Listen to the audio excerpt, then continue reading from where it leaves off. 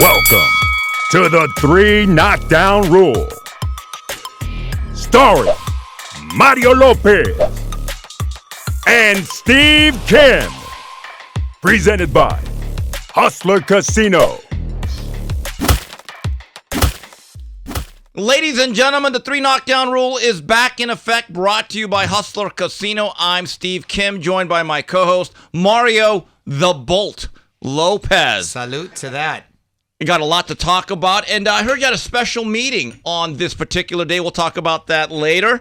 Yes, also quick shout out to Smoking Tim Frazier and Tino on the edits. All right, the Boutsheet for this week's episodes. Boots in Philly, and it was a lost weekend in Vegas for Janibek, Fight Preview, Ask Mario, and Final Flurries. But we want to let you know this podcast is sponsored by Hustler Casino, located just 15 minutes from downtown L.A., Make sure to come by and play in the VIP Baccarat games for your chance to win a luxury designer gift every Thursday starting July 11th. There will be 3 prize drawings every Thursday at 4, 6, and 10 p.m. Play now to earn drawing tickets for a chance to win at Hustler Casino. Round 1. All right, so let's get started. Round number 1, our focus from the Wells Fargo Center in the city of brotherly love, Philadelphia, PA, on the zone. And still, the IBF welterweight champion of the world, Jaron Boutsheet, with a TKO in 5 over David Avanesyan. Mario, not just a victory, but was a 5th Philadelphia sports franchise birth this weekend. Over 14,000 in attendance, the largest for a boxing event since 1978 when Marvelous Marvin Hagler took on Benny Briscoe. That made me so happy. I wanted to comment on the atmosphere and the packed house in Philly, which I think is so important for the sport. And the more you cultivate an audience and fight in a fighter's hometown and really build him up, like bravo, I was really happy to see that. We've had Boots on the show, such a nice guy, and I love him as a fighter, and he's just seems to have his head on straight. And listen, for a guy who has been off for a minute now, he looked good. I love that he came out, fought aggressive, not foolish, but fought aggressive. The way he was double hooking the whole night, boom, boom, to the head, to the body, and started to work both sides of his body. And boy, Avanesyan's like a tough old leather shoe, man. That guy was just taking it, and he was spirited, but he did not have enough pop in his punch to dissuade him, and he broke him down, and he looked really sharp and very crisp, especially for a fighter that had not been in the ring for a while. I think big things are ahead for him. I hope we don't see a lull after this. They're able to capitalize on this and keep him active, and I'd love to see him fight in Philly once again, but a tip of the hat and bravo to him. Yeah, I spoke to some people, media members that were there, like Amilcar Barnett, who runs a really good YouTube channel, T-Street Controversy, my guy Terrell Owens, and the noted Philadelphia rapper Vinny Paz. He said that it was an unbelievable atmosphere, and my guy Vinny is actually a season ticket holder for the Sixers, and he thought they would have to curtain off certain areas that maybe it'd be half fill. He said not only was it all filled up, basically, he said people were there early. Nice. It was not one of those like, hey, he's coming in 15 minutes, let's get into our seats. It was a lively atmosphere. Eddie Hearn and Boots did something really smart. The undercard was filled with local fighters. Now, Philadelphia has been a bit of a dormant market. Bottom line is, guys like Danny Swift Garcia and Bernard Hopkins, during their championship runs, and this even goes all the way back to Meldrick Taylor, they didn't really fight in Philly. Which is ironic. Yeah. Because those were guys you could really rally around, especially since Meldrick Taylor days. And Hopkins, who had such a long run, you're right. Hopefully that won't be the case with Boots. The one thing about Boots that I've heard from the very beginning, unlike other fighters, everybody likes him. There's no rivalries. There's no beefs. His father, Bozy, is a respected man. And look, there's certain fighters, there's a reason why they don't train in their city and fight in their city. They're not just really well-liked. Boots does not have that problem. And to your point, he goes for it. Nobody's walking out early and trying to beat the traffic in his fights. He actually takes some risks. Once in a while, he'll hang a curveball. There's a great comparison that I heard on Twitter. He's a little bit like Terry Norris. He's so offensively minded. You know what I call him? The Black Evil Knievel. He's a bit of a daredevil. I love the Terry Norris comparison, and I love me some Terry Norris. Yeah. Know him personally and used to live in San Diego, and he was a great guy. And boy, he had some pop too. And Terry, I think last undisputed junior middleweight champion, if I'm stand corrected, right? I think he was unified. Don't know if he was undisputed. I think he was undisputed. I think he really was undisputed.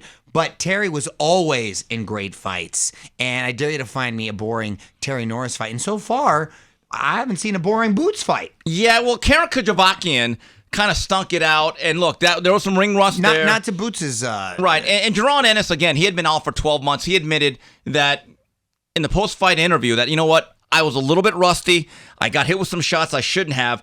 But Jerron Ennis is a free-flowing fighter. He switch hits, power in both hands, and he looks to entertain. He's got athletic skill. He's got some toughness. He has that Philadelphia grit. And I'll say it again. I think within due time, you give him the opportunities, he will be very high on a lot of these pound-for-pound lists within a year or two. Here's the problem, though, Mario, and I was kind of looking at the landscape at 147. You look at the belt holders in the welterweight division currently. Jerron Ennis, IBF. WBO is Brian Norman. WBC is Mario Barrios. WBA is Amantis Stanionis. I have to tell you, looking at the overall scope of the division, Obakar ain't walking through that door. Milton McCrory ain't walking through that door. Jose Luis Lopez ain't walking through that door. And the other champions are aligned with the PBC. So I don't know politically if he's going to even have the opportunity to unify and make this an undisputed run. Do you think there's a case for him to move up immediately to 154? It depends if guys like Teofimo Lopez decide to move up to 147. Outside of that, which is a big if, outside of that, I'm curious to see what happens with Crawford. And if that fight is there for him at 154, then yes. Because Crawford, I think, is what, 36, 37? Yeah. And you've got a young, strong, dangerous fighter in Boots. He's 27. Yes. Right in the wheelhouse physically. Right. So I would only move up if there's a carrot like Crawford dangling. Well, Turki Al-Sheikh came out and tweeted right after the fight, like, I'm impressed. You have my attention. And look, if Turkey's like Kaiser Soze. Kaiser Soze. You don't see him too often. When he speaks, it matters. I love it. He's part Kaiser Soze, part Teddy Brenner, part Bruce Trampler, part Brad Goodman. You're right. He likes to see a good fight. And look, I get the sense that Terrence Crawford, once you move up at this stage of your career, it's not like an elevator. Okay, it's never coming up and down. It goes one direction. Right. And you look at Jerron Boots Ennis' frame, that is a big welterweight. Right. And he could probably easily be very effective at 160. He might even be better at 54, not Yes. killing himself. We've seen guys go up. So, yes, I think he's got a bright future. So Boots Ennis right now is 32-0, 29 knockouts. Avanesyan drops to 35-1. But again, I'm going to reiterate this point. Boots Ennis is only 27 years old, and I believe you're absolutely right. Eddie Hearn also talked about activity. Look, we are now in the middle of July. The stated agenda for both Boots and Matchroom, if you can't get any of the fights, you know what's worse than not getting the fights you want? No Not fights getting at them at all. all. Right. So, look, last year he came on our program right around this time, and he said after Roman Villa, I'm going to fight another fight. Don't worry about it. Had some issues with Showtime dropping out of the business, PBC kind of ramping things down. I see no reason why he cannot have at least one more fight before the end of 2024. Agreed. Mario, I was in attendance in a very hot Viva Las Vegas. We'll talk about that later. And from the Palm on ESPN Plus, I did not see Janibek defend his WBO and IBF middleweight title. Now, Mario, technically, he didn't miss weight, only because he fainted and was hospitalized to rehydration on that night before, as he was trying to cut the last few pounds, and he was hospitalized, and his fight with Andre Mikhailovich never came off. Mario, I'm going to bring this up again. Did the day before weigh-ins not solve a problem, but create a new set of new ones with these guys trying to squeeze in to these weights where they really don't belong? You and I differ in this a little bit in that the rules are the same.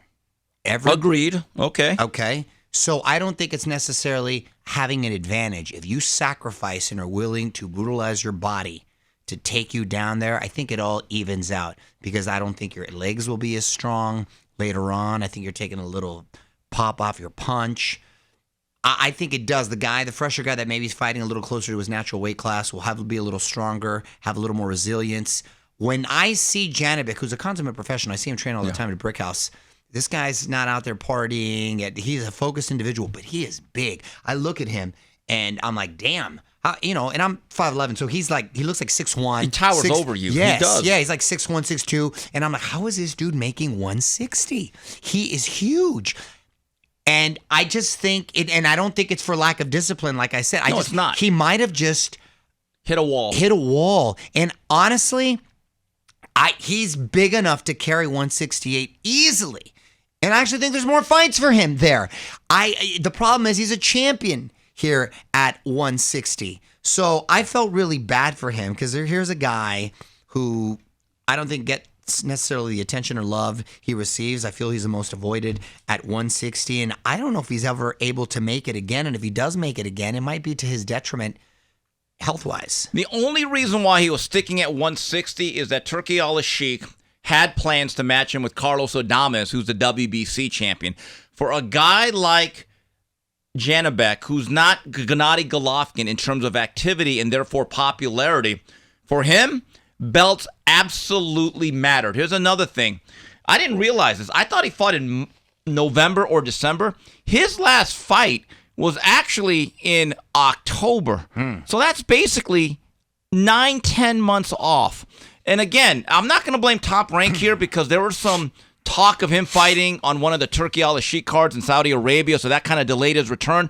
But we are now counting on guys to have the discipline of a Monk or Bernard Hopkins.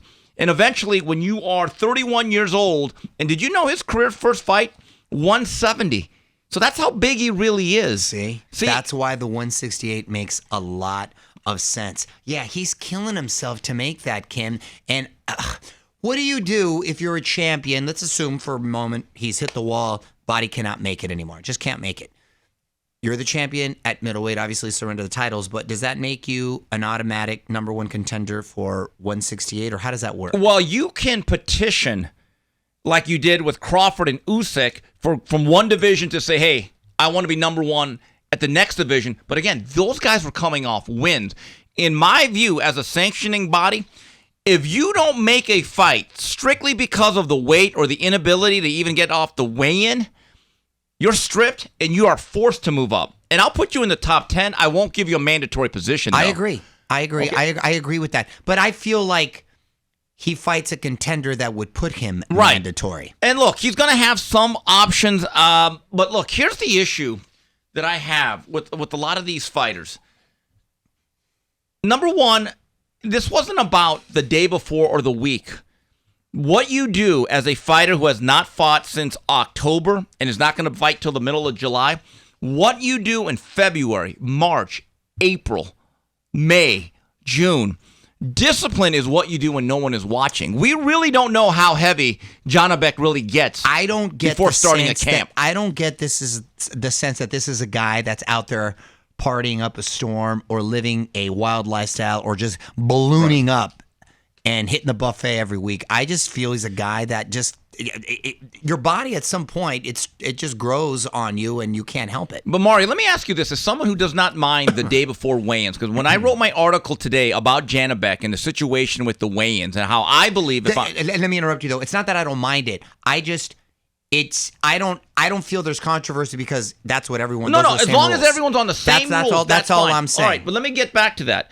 I had a couple of people reach out to me after reading my article for Snack.com about how if I was Commissioner Kim, I'd go back to day of weigh-ins. I have no problem with that, and I actually think it's healthier. It's like you can weigh in the morning. That means 9 in the morning. You don't have fighting till like 9 at night. I believe 2/3 of the fighters would say, you know what, we're moving up. We're not even playing this game. You're exactly right. I have no problem with that. That's what I told you how it works when you do jiu-jitsu tournaments. When I did jiu-jitsu, you have to step in with your gi. You step on not only with your gi, you step on the scale, and then you step on the mat. Can you believe that, Kim? One of our viewers, so you have no choice but to fight at Butcher Fire. One of our viewers, Howard Graham, noted to me in NCAA wrestling for the tournament they weigh in an hour before. That's exactly So basically, they have real That's how we weigh-ins. did it in high school and in college. You weigh in, literally an hour before. Ray exactly. Mancini, Hall of Famer, boom, boom. He's been through the process. He told me one time he had to fight on CBS at 2 o'clock in the afternoon in Youngstown, Ohio. He weighed in at 8 that morning. He sees what's... that's fair. How about, but the hour before or whatever, you can't cheat that. And he said to me, he said, Steve, I see what's going on now. Why not just weigh in on Tuesday? He goes, there are no true weight classes. And here's the other thing about the day before weigh-in. Everyone calls it the 24-hour before weigh-in. It's not. It's about like 30 plus. Yeah, I was going to say it's like 36 hours. Right, actually. It's a day and a half. Yeah. So are we really fighting at the weights we should? And I will say this, Mario, again, even though both fighters are playing by the same set of rules, the naturally bigger fighter will have the advantage over a guy that started at a lighter weight. So when you say it's a level playing field, it is to a certain degree, but it's not either. Here's another thing. I believe all the weigh-ins should be at the exact same time, every single time. Sometimes it's early in the morning, sometimes it's late afternoon, and now they are starting to weaponize weigh-ins, Mario. That's the truth. You're exactly right. Well, look at what happened with Tank and Ryan, or even Haney, and coincidentally Ryan again. In a perfect world, I think it should be the day of, let's say, 9 in the morning. All weigh-ins are always 9 in the morning. Fair. And then the main events usually go off about 8 o'clock West Coast time, right? So I think that's fair. Then you have that day, and you're fighting. You have no choice but to fight around or else you'll be a vegetable of yourself. Now, what are the chances of that happening? None. So, moving on. But the reason they did that, just to put the last point on that, is I think more for promotion, right? They've made the weigh-in now an event. Right. So don't say health and safety. No, it's because of an event. It's not, right. No, it's not a health and safety. It's the event. Yeah, thanks a lot, Flip Homansky. All right, anyway, the new main event. So this weekend, I was there at the Palms. Raymond Muratalla with the methodical 10-round decision over the slick southpaw from Philadelphia, Tevin Farmer. Your score is 95-94, 97-92, 96-93. Mario, you know in the past I've been very high on Muratalla. I'm not as high as I was when he blew out Nakatani last year. He reminds me of that muscle car that just sticks on the freeway at 55 miles per hour and will not shift gears. Did he deserve the win in your eyes? Yes, I thought he won the fight. I do. But again, I wanted more. I'm watching this, and I'm thinking, Raymond, you have 2 hands. You're trying to line this guy up for the perfect right hand. Tevin Farmer still had his legs. He was still very difficult. He did look very difficult. He looked difficult. He looked twitchy. He looked like he bothered him. Slick. He's slick. Now he's slick. Now Muratalla almost did land that perfect punch in the 10th. Right. That was nice. That overhand. It was close though, Kim. I gotta say it was a very close fight. One thing about Muratalla, he speaks softly and carries a big stick, but he has a very monotone personality. So he's not that marketable from that sense. And in terms of fighting, I want a little bit more intensity. And quite frankly, some of the top-ranked brass, they're a little bit disappointed, even with the results of the fight. I'm not saying he didn't win, and I think he's a very skillful guy, but there comes a point in time I want to see a little bit of passion. I want to see some energy. I want to see some bounce. And I just see a guy, again, he's that guy, middle of the road. The guy won't move to the left. He won't move to the right. Diamond lane. And you're kind of like the blinkers at him. And you're kind of pissed. You honk at the guy as you pass him. Right. But he did win. Keyshawn Davis called him out. You know what? I think it's time for Top Rank to settle both guys. Let's see what you have. And Keyshawn Davis tweeted at Robert Garcia Boxing. And Robert said, you know what? We'll do that fight. So that's a fight I would love to see sooner rather than later. And also an upset in the co-feature, Suleiman Sagawa with a 10-round decision over Ruben Villa. And I think there's actually a chance that Sagawa, who pulled this upset, could be fighting Bruce Carrington down the line. All right, well, that's it for round 1 of the 3 Knockdown Rule. We'll come back with more of the show after these messages. Catch the streaming live right on YouTube. Welcome to the big leagues, kid. $1.2 million.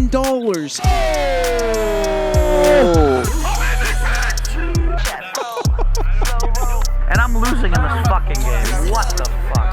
There's a 400K flip. If I win by the way, you get 10 grand. Fucking straddle! For my fans! What? I read it twice! Wow. All in a call. I'm not fucking leaving! Raise it up.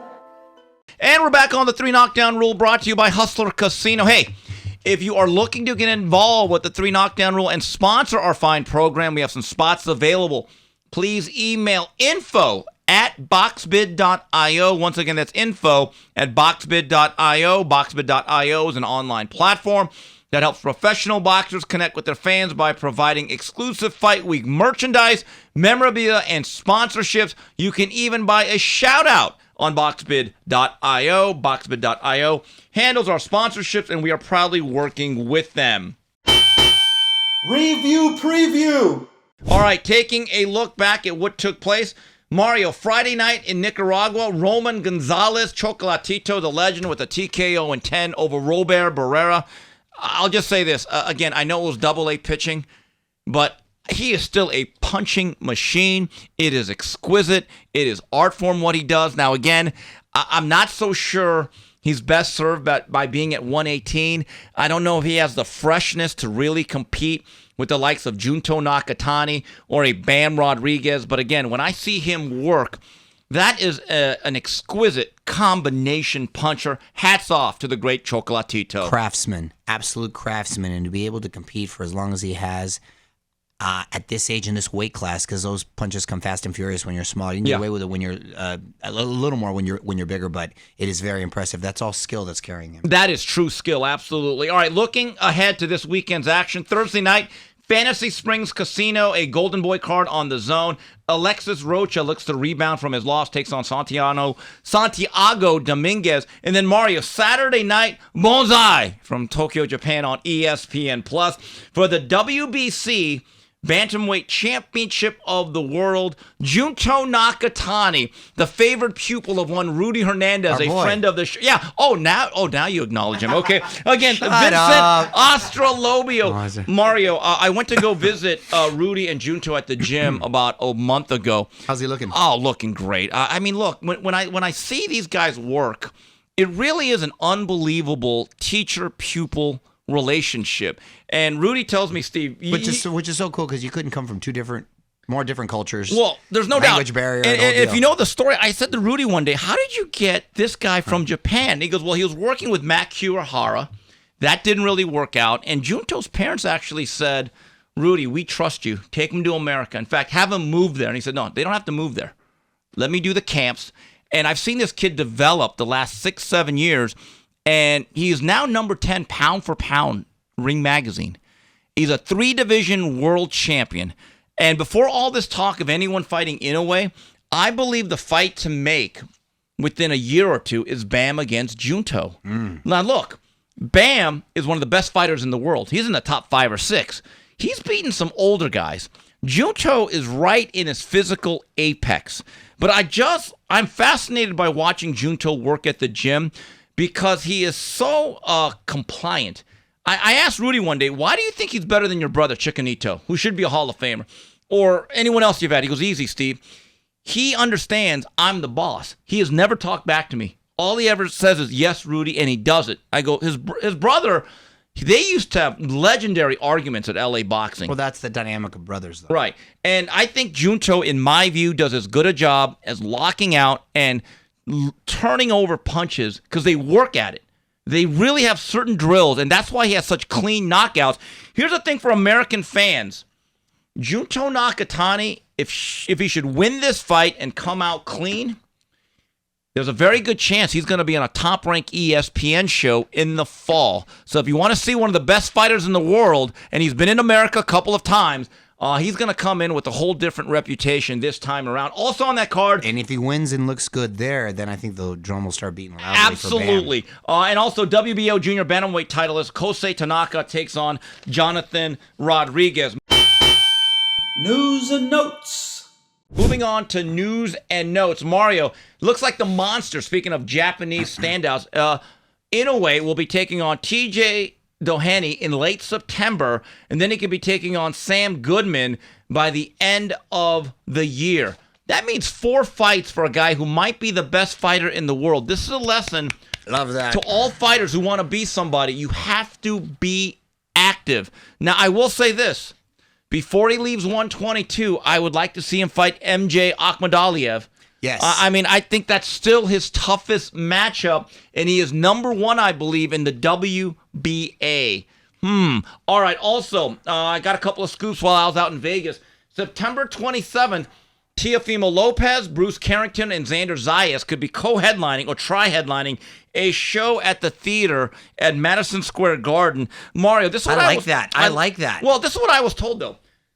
I heard Teofimo says, well, I may need more time, or I may want to fight in October. You know what someone at Top Rank said? Steve, we're not begging him to fight.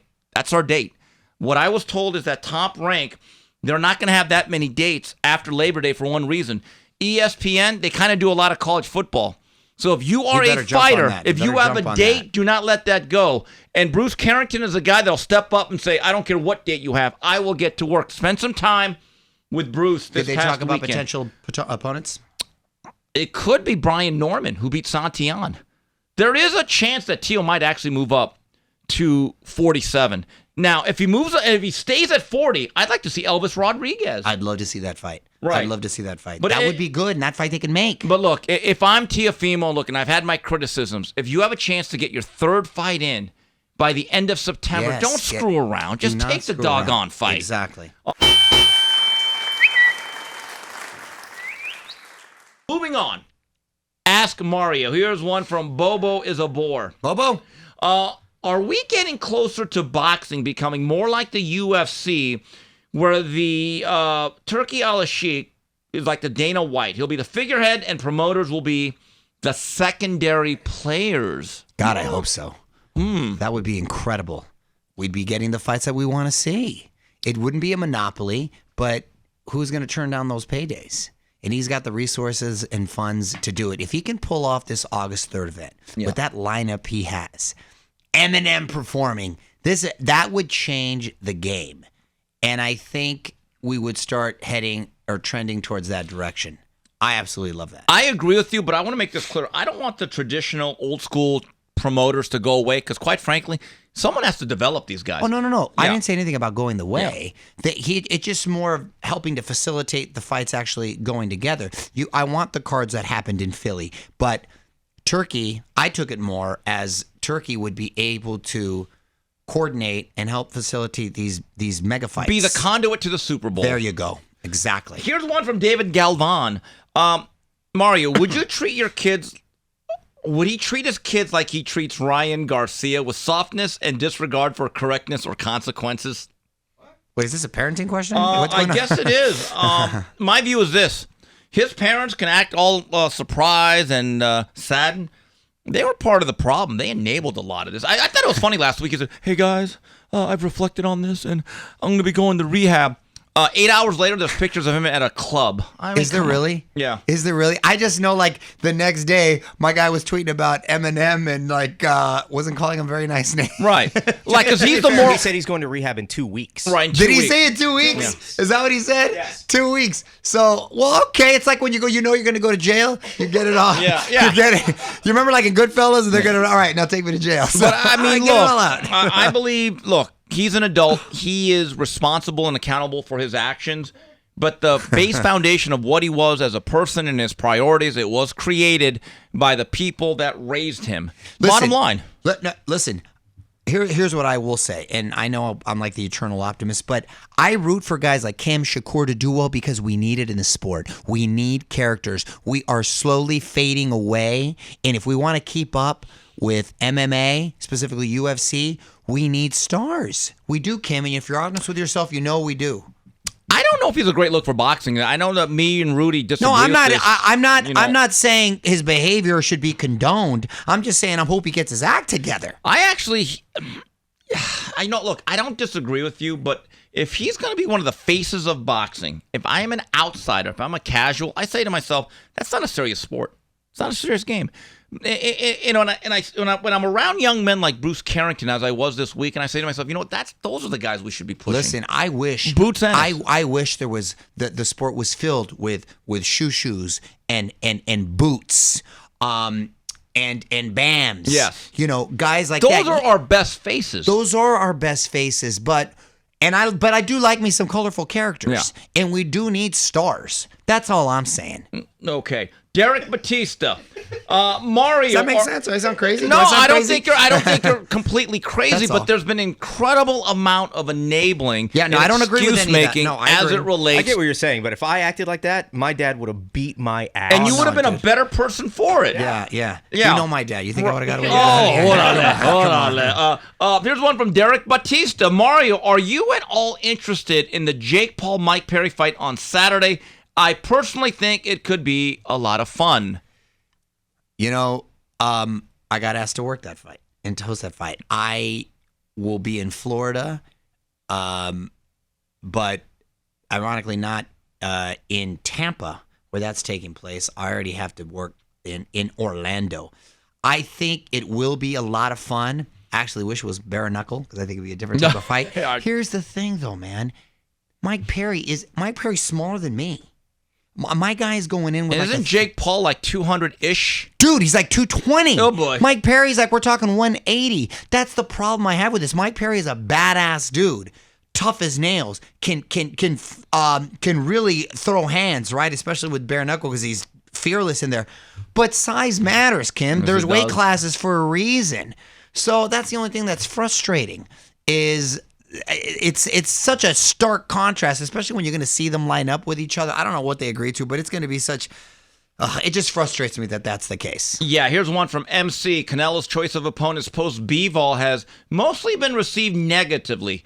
With rumors of a Eubank or Berlanga fight happening, do you think these fights have been hurting his legacy despite him winning all of them? No, doesn't hurt his legacy. Just like these fights that Mayweather has been taking as of late doesn't hurt his legacy. But those aren't really sanctioned boxing matches. They're boxing matches, though, they're nonetheless. exhibitions. However you want to paint them. They're exhibitions. Some of them are boxing matches. But he is now in the victory lap of his career.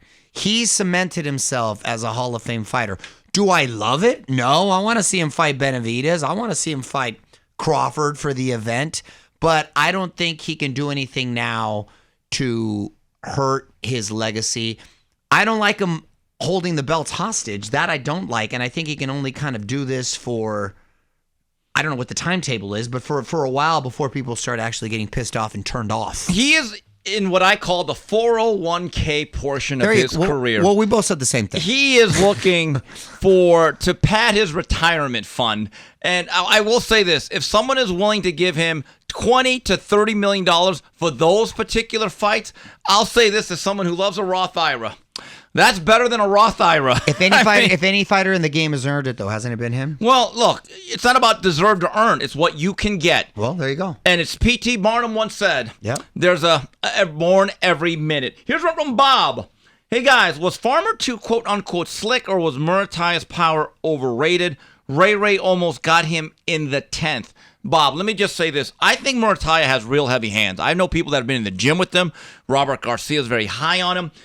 I said if Tevin Farmer has his pins underneath him, that style is going to be difficult. And that's what happened. The thing that worries me about Muratalla is in future fights against better, fresher opposition, he might get out-hustled. Now, Keyshawn Davis is a quick, twitchy guy with some real pop, right? Showed a chin last week against Miguel Medueno. I actually think that Keyshawn would be the favorite, but it'd be about 60-40. I know Robert Garcia would take that fight right now. If you are top rank and you don't like the way Muratalla is advancing or progressing, and I don't think they do, it's time to roll the dice. Let's see what we have. This last fight with Farmer was a good fight to have prior to Keyshawn, if in fact that's going to be his dance partner. Here's one from Ash Ketchum.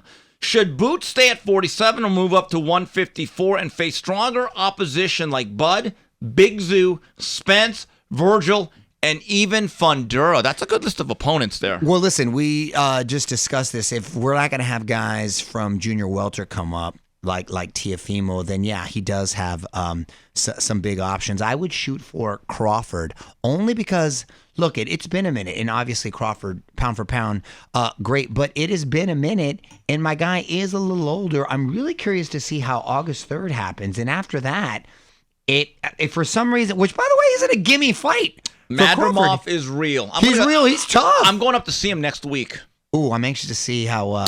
And keep this in mind as someone who believes that activity matters. And again, Crawford's been so good that he's been able to avoid that trap, right? And he stays in the gym. But yes, he has a lifestyle. That's lifestyle discipline matters. Yes. But the Crawford-Spence fight last year was the final week end of July. That means he'll be 53 weeks inactive against a liver, younger opponent that's a career 54-pounder who I don't think is really a textbook technician. He's a free-flowing guy that switch hits, leads with right hands. He does a lot of things that are kind of like a mirror image.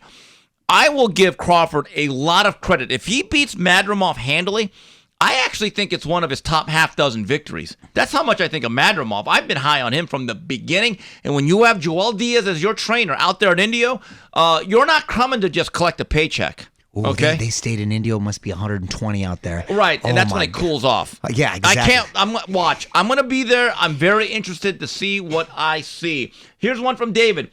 Mario, which fight would you rather see?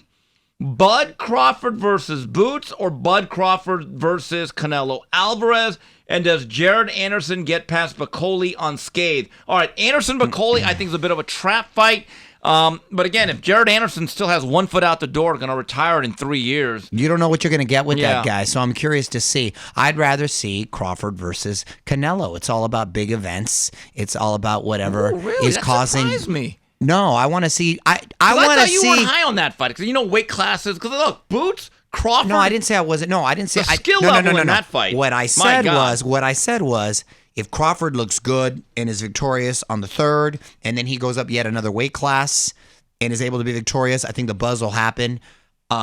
And maybe even after the third, if he makes quite a statement, enough buzz will happen that the demand will be there for the Canelo fight. I would like that, even though it's more of a pure fight with the weight classes with the Boots. The purist in me would like that. But again, I like events. I like stuff that you can build around. I like stuff that's going to raise the profile of the sport, that the awareness level is out there. And a lot of people will be talking about that fight. In terms of box office and being able to relate to Peoria, will it play in Peoria? Yes. There's no doubt. Any fight with Canelo over Boots. But the purist in me, the athleticism and the skill of Boots versus Crawford at 54, oh, man, that's like the Matrix. Really? No, of course I would like to see that. I think we're both saying the same thing. Purist, but for box office and the sport, the other. Moving on. Final Flurries. All right, Mario, this past weekend, boy, a lot happened. What a dark weekend. For a lot of well-known figures in American pop culture and beyond. Man, dark weekend. It absolutely was. And on my show, Access Hollywood, we did a really nice tributes to the people that passed, starting with Richard Simmons, who I got to say, tip of the cap. I had American worked with shape. He and each person that passed were really icons of different generations. Yes. He sort of revolutionized fitness and made working out fun for a lot of ladies out there that maybe weren't comfortable with it, was sweating to the oldies. And he made a lot of money back then. And he continued to do it for decades from when he started. But then he became like the go-to guest star. Whenever he was on anyone's show, he was so funny, man. He was hilarious. Letterman, just any show he was on. If I knew he was a guest star on something, I would tune in because that dude made me laugh. He was such a colorful character, and he really did have a good heart. Passed at 76 years old. He fell. He fell, and that's what happened. He didn't get taken care of in time. So God bless him and his family. And then Dr. Ruth, who had a full life at 96 years old. God bless her. Do you know my girl was only 4 feet 7 inches? She was short. 4.5 feet. How are you 4.5 feet getting that much action? Talking about sex. Well, she talked about. She had to know what she was talking about. You have to have experience to know what you're talking about. Well, a lot of consultants actually don't have that much experience. According to her, she had a lot of experience. I remember. But she was so cute with her little accent. And she was just a little treasure. I didn't even know she was still alive. I'll be honest with you. She had a long run. Well, she really came to during the 80s. Yes, she was really popping right there. But 4'7" with that cute little accent. And she really, again, revolutionized being able to talk about sex, because before her, it was taboo. It was sort of taboo. And then the one that unfortunately hits home to us. Went far too soon with Shannon Doherty, who I knew personally. I just saw her like at a 90s con. Really? How long ago? Not that long ago, like a month or so ago. Well, now, was her situation grave at that point? She looked good to me. She looked healthy. She looked fine. She was tough, man. She never ever complained about anything. She was truly like brave and courageous the way she fought this battle, and she was very vocal about her ongoing battle. Speaking of battle, fight with her husband, who she was divorcing, and she was saying like, I know this dude's just waiting for me to die and doesn't want to be able to split everything. So she finally got him to sign the divorce papers. She passed the next day. Is that wild? What? Yes. Is that crazy? But the way she was so courageous and man, 53 years old. That's our age. That's really young. Can I admit that's something? Really young. I was an avid viewer and fan of 90210. Yes, I was. I know. And you were Team Brenda? Not sure. I mean, yeah, maybe. I'll give her credit. And I know a lot of fans hated her. I know that there was a movement. There was a whole thing. She had that whole bad girl image. Yeah, and then I know a lot of the cast members didn't like her. But I said this on another show. When she left the series in around 92-ish or 93. So she was only in the first 4 seasons. Didn't Tiffany Thiessen come in after that? It was never quite the same. Never quite the same. It was still good. It was still good. But that whole triangle with Dylan and Kelly. And how about I know way too much about that. No, but hey, how about Dylan, who you mentioned, Luke Perry? He died just 5 years ago. Yes, he did. Remember, we talked about Another guy too young. Right. Exactly. And I can't believe it. And then we almost had another death with the near assassination attempt of President Trump had he moved his head a slight. And I don't care what you say, love him or hate him, when he stood up after almost getting shot with that fist in his face, bloody, saying fight, fight, whoa. With the American flag in the back. The American flag in the back, that's an iconic, powerful image. Is that still, there's a belief, and we've brought this up in much lighter moments, that anyone in the 60s, you knew where you were and what you're doing when JFK was assassinated, okay? Right. You kind of knew. Is that our version, even though Trump made it out alive? That you kind of know where you were, you're never going to forget that day? I don't know if it reaches that moment. I think our generation is more like a 9/11. 9/11? You know? You know what's weird? The OJ chase. I know where I was, yeah. You know what I mean? The Game OJ chase. 5 of the NBA Finals. Yeah. What's more, speaking of OJ, not to deviate too much, what will you think is the more where were you moment? The OJ chase or when they said the verdict? The chase. You think so? Yeah, because more people knew the verdict. Yeah, but, because I was such a sports nerd back then, I love Olajuwon. No, I'm talking about not you personally. I'm talking about in general. Do you think more people said, what do you think, Frazier, the verdict or the chase? I think the chase, actually. Really? Because I think back to being a kid, I remember the chase. More than the verdict? More than the verdict. I remember the chase happened in prime time on the East Coast. Yeah. When the verdict, they interrupted the verdict was actually kind of in the afternoon for the West Coast. Right. So when you look at it, like the only other... And again, things may have been covered up we don't talk about, but the only other presidential attempted assassination that I lived through, 1981. Ronald Reagan. From John Hinckley. Yep. I think it was in Cincinnati, and he delivered that great line. He goes to the doctors. He said, I hope you're all Republicans today. Yes. And it did a lot for his, if you look back at a lot of the history, his approval ratings shot through the roof. Sure, I didn't really know that. I was a kid, Well, yes. And... the one thing I got to just say that it blew me away that, what was trending number one after he got shot was staged. A lot of people, and I'm like, so can you imagine your loved one just got killed? Yeah. And people are saying it's staged? Tell that family. Yeah, that was just so absurd. Yeah. Man. That was just wild to see. I think a lot of that is chilled out now that obviously 2 people are dead. Well, there's still 2 in serious critical condition. Yeah, and someone ought to tell Amanda Seales. Anyway, low-key stupid. Mario, you spent Monday with the great national championship winner who's going to hopefully bring a Super Bowl to your Bolt, Jim Harbaugh. What's he like? Hence the Charger shirt right now. Man, Harbaugh, is such an awesome individual. We have a little history. He was on Saved by the Bell back in the day. He played Screech's cousin. Did he remember that? Dude, did he remember it? He was mad at himself because he's so competitive. He goes, I know I overacted. I was like, I just overacted, and nobody coached me, and I was so mad at myself. It's so funny. No offense, it was Saved by the Bell. Yeah, no. Hey, take it easy. I love it. And he was, dude, he's so humble. He came out here and he stayed in an RV at the practice facility. He finally just got a place near the new facility in El Segundo. But, he's like very, very Catholic, right? And he's got 7 kids. He's got 7 kids? Really? Yeah, he's got 7 kids. But he's such a cool guy, Kim. And the dude still got it when they don't have because it was just the sort of right before the camp officially started, and a lot of the rookies were there, so none of the backup quarterbacks did stand. So he's a camp arm. He's still throwing passes to these guys. He told me when he was. I said, you still go out there and throw it around. And we were in the weight room. The guy wears cleats during games, Mario. Bro, there was I know, exactly, with khakis. And there was a kettlebell that was like 200-something pounds. He picked it up, started doing shrugs, He's like, Sean, come on, how many do you want me to do, Lopez? Like, oh, are you crazy? I don't even want to look at that. That's hurting my back. I remember when he said he had Randy Moss, or trying him out for the 49ers right there. He threw him 58 passes. He said he completed 57 of them. The only one that Moss dropped was the one below the leaves. And he goes, Randy doesn't bend down.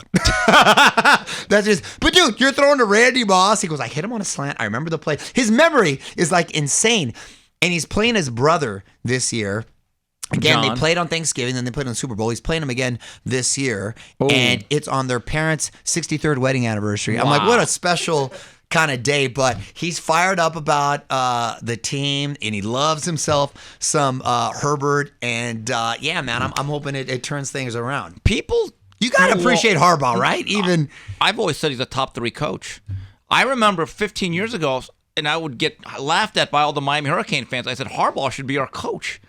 If you look at Captain Comeback, people forget, and I am actually 14-year NFL career. I'm actually a Harbaugh historian. In 85-86, as the starting quarterback at the University of Michigan for Bo Schembechler, he came pretty close to winning national titles. They were elite teams. They went to the Rose Bowl, went to the Fiesta Bowl, a couple games here and there. They could have been a national championship winner. Then his run with the Colts, Captain Comeback, is when he really started playing some of the most exciting games. That's when he was on Saved by the Bell. Right, and then you look at his coaching career, University of San Diego, not San Diego State. USD. Had an undefeated season, developed an NFL quarterback. Yep, then Stanford. Josh Johnson. The job he did at Stanford, in that amount of time, I think is one of the greatest jobs I've ever seen. He took over. With a bunch of doctors and lawyers. And real CE. He took an 0-12 team, and 4 years later, they were a top 3 team.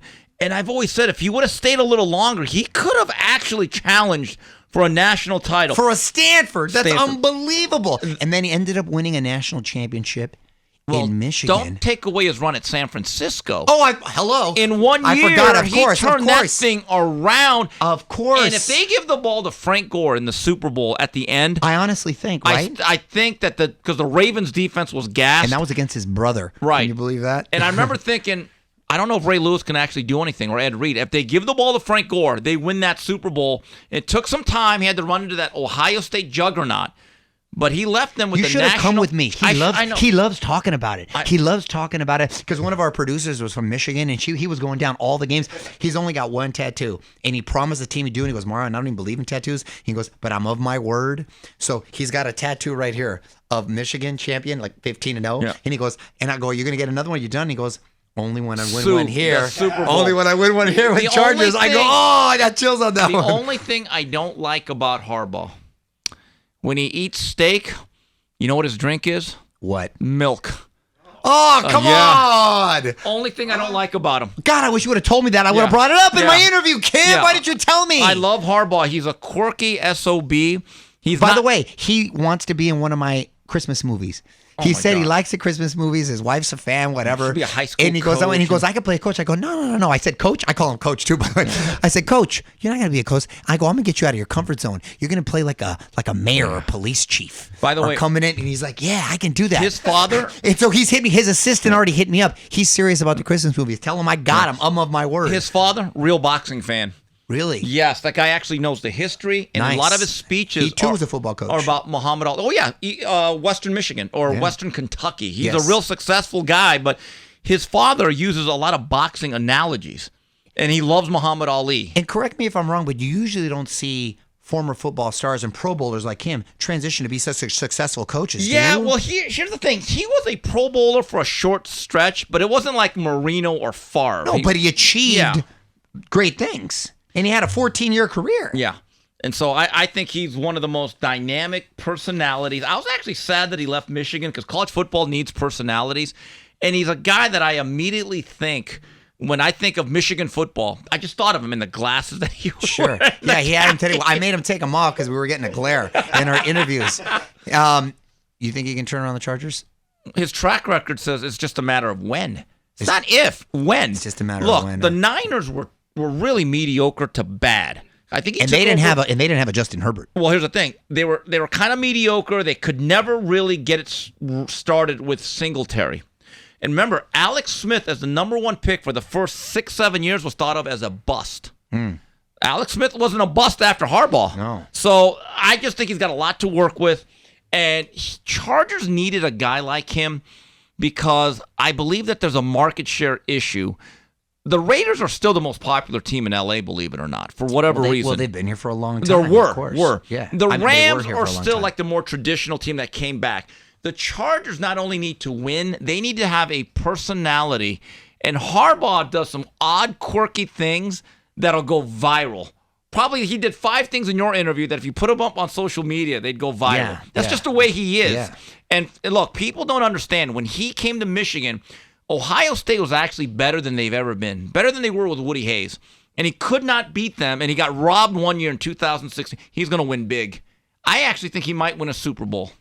You know what? Let's end it on that note. Yeah, let's end it on that note. All right, well, that's it for this week's edition of the 3 Knockdown Rule, brought to you by Hustler Casino. Again, if you want to sponsor our fine program, email us at info@boxbid.io. On behalf of Mario Lopez, Smoking Tim Frazier, and Tino on the edits. Till next week, goodbye, everybody.